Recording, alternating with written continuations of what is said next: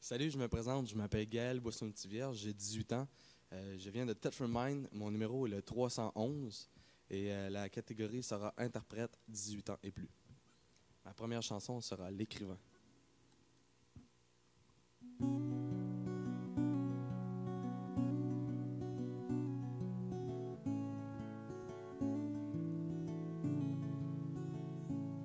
J'ai grandi pas loin d'ici, dans le 3e arrondissement, où les rêves se font endormis. Une fois debout, on n'a plus le temps. Mon père gagnait sa vie à l'usine de Camaro, pareil comme son père avant lui, même qu'il posait le même morceau. Ma mère faisait des ménages, moi je rêvais d'être écrivain. Et puis de pelleter des nuages pour que le soleil brille enfin. Mais j'étais si mauvais à l'école que je pensais pas que j'y arriverais. J'étais pas de ceux qu'on traitait de bol, même quand je donnais tout ce que j'avais. Mais il y avait Monsieur Desilets, un prof fin et disponible, qui m'avait pris sous son aile et croyait en mon talent subtil. Dommage, ça n'allait rien changer. Je coulerais le test du ministère. Lundi, j'enverrai mon CV à l'usine de mon père.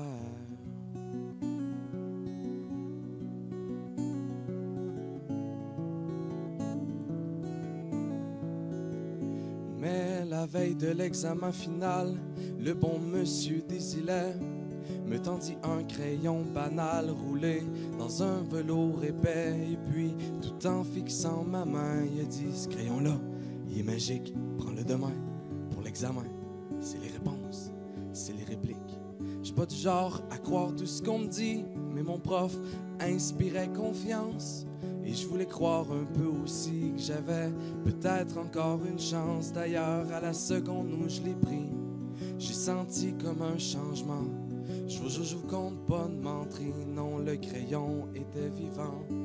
Et contre toutes mes espérances, il écrivait pratiquement tout seul. Sans blague, ça n'avait presque pas de sens de le voir danser sur les feuilles. J'ai donc passé mon examen comme un petit test de routine, avec quelque chose comme 80, presque aussi haut que mon estime.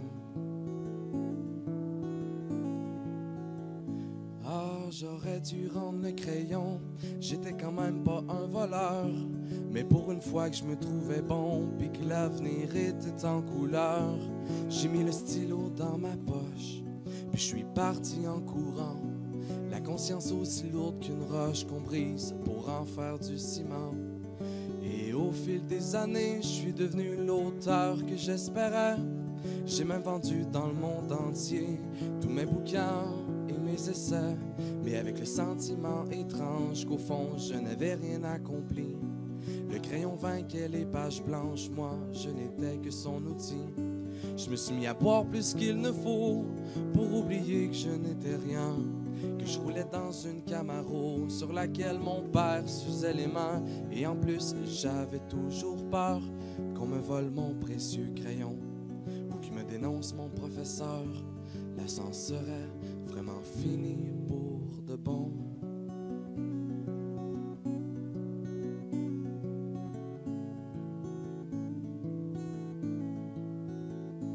Il m'a retrouvé hier soir à une séance de dédicace. Tout autour de ses yeux noirs, le temps avait laissé sa trace.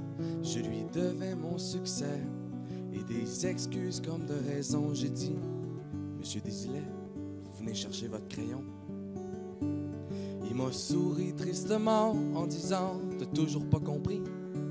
Il est dans ta tête ton grand talent. Le stylo venait de chez Uniprix. Laisse-moi te regarder maintenant. Je suis si fier de toi. Y a pas un seul de tes romans que j'ai pas lu au moins 3 fois.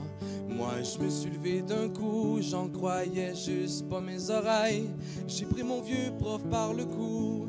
La vérité me donnait des ailes tellement qu'en arrivant chez moi, j'ai jeté le stylo par la fenêtre.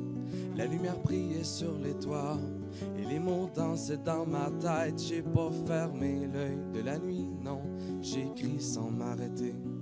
Le nombre de feuilles que j'ai noircies, je pourrais même pas les compter. Ça raconte l'histoire d'un petit gars qui a tellement pas de confiance en lui, qui trouve plus facile de croire qu'un crayon peut faire de la magie.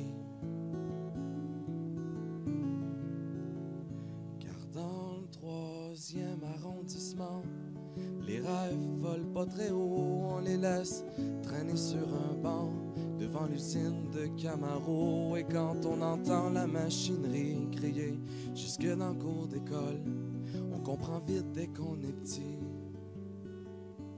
qu'il y a juste des oiseaux qui s'envolent.